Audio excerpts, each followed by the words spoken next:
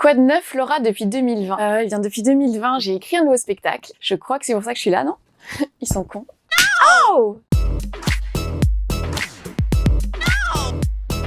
3 bonnes raisons de venir voir ton spectacle Glory Alléluia. Déjà, c'est un spectacle où je parle de plein de gros sujets d'actualité. Je parle pas mal de féminisme, je parle du mouvement MeToo, je parle de handicap, etc. C'est un spectacle qui est très sincère. J'avais vraiment envie de me livrer au public et de parler de moi. Et mon grand-père m'a dit qu'il était mieux que le premier, mais en même temps, je suis pas sûre qu'il se souvienne vraiment bien du premier. Il paraît que ce nouveau spectacle est sans limite. Il y a quand même une limite. Ma limite, c'est que tant que Emmanuel Macron se fait plus insulter que moi, je peux continuer. Et je crois que ça va. Je crois que j'ai de la marge. C'est quoi la définition du consentement de Laura Lone? De Laura Lone, je ne sais pas, mais je peux dire la définition du consentement en Belgique. Chez nous, le consentement, c'est la règle des épinards. C'est-à-dire que tu peux dire non, mais tu prends quand même une bouchée pour papa. Laura, il y a 3 ans, on te demandait ça. C'est quoi le mieux en tournée? La grève de la SNCF, ça met plein de suspense. Est-ce qu'on va pouvoir jouer? Est-ce qu'on aura le train? Est-ce qu'on va devoir annuler le spectacle?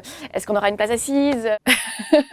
Prête à recommencer? Alors justement, cette fois-ci, on est comme des cons parce qu'on s'est dit, on va plus prendre le train parce que c'est trop compliqué avec les grèves, donc on va prendre la voiture. Et maintenant, il y a plus d'essence, donc voilà, c'est une histoire interminable.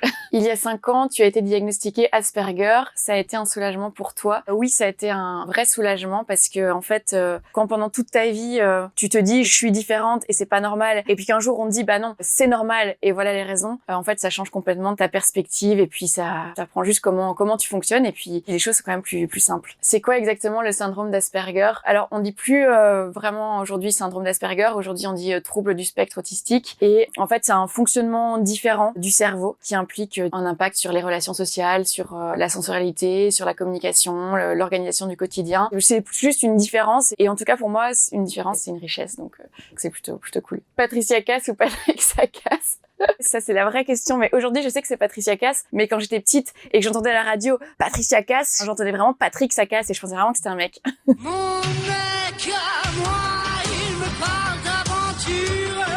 T'en as fait quoi des 100 000 euros? Maintenant, j'habite en France et quand t'habites en France, 100 000 euros, ça passe assez vite. Il suffit que t'oublies d'éteindre la lumière en partant, tu montes un petit peu trop le chauffage et tu fais un plein d'essence et ça y est, c'est réglé.